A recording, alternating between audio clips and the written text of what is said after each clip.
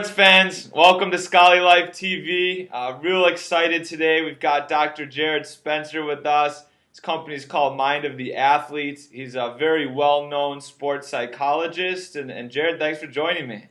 It's a pleasure to be with you. Something that helped me when I was using a sports psychologist at the University of Florida was it wasn't just about my sport. It wasn't just about helping me become a better athlete. I thought that it also helped me be a better person. It helped me with school. It helped me with my relationships, with my friends, with my family. Can you just talk a little bit about how the stuff you do isn't just about making that shot or hitting that putt? Well, that's the ironic part about it is most people initially come to a sports psychologist for a bit of a competitive advantage mentally, but really what it turns out to be is an opportunity to help an individual just keep their mind clearer. So the message that we send at Mind of the Athlete is clear mind, better performance. You know how to do your sport. You know how to play baseball or you know how to swim.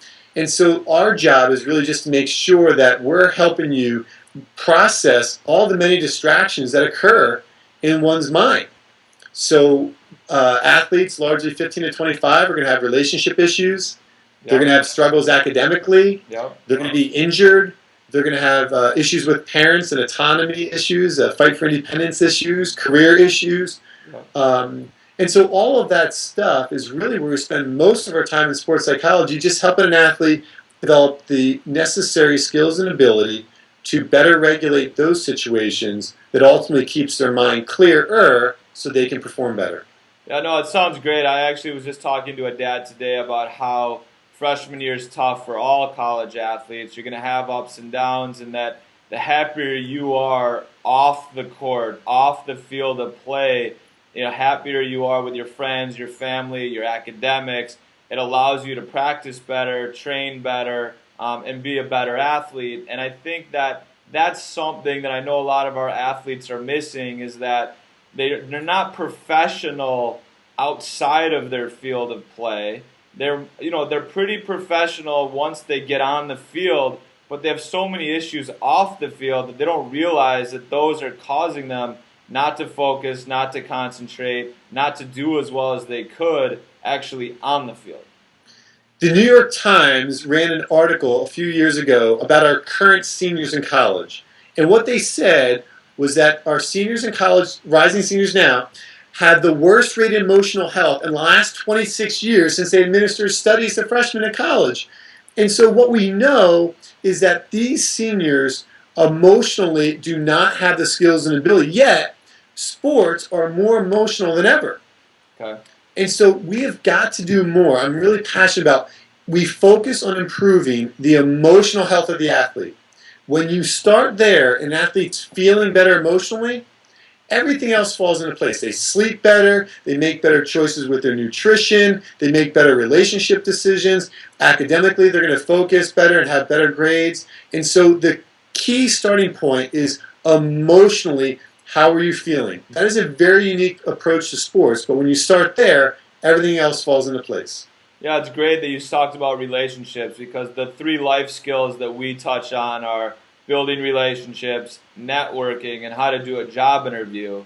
And something that I've found a lot over the last 8 years is a lot of my clients are exceptionally academically, get great grades and great test scores, much better than my peers when we were growing up.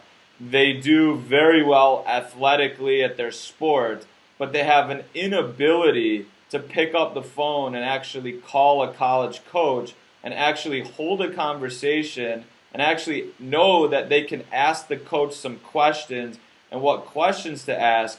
And it's something that's always struck me about this generation as far as, is it the texting, is it the Facebooking, is it their culture, is it their environment?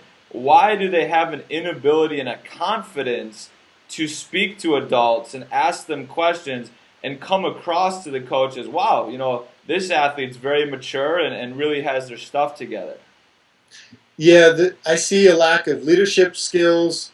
I see a lack of conflict resolution skills and a real lack of communication, verbal communication, eyeball-to-eyeball communication skills with today's athletes.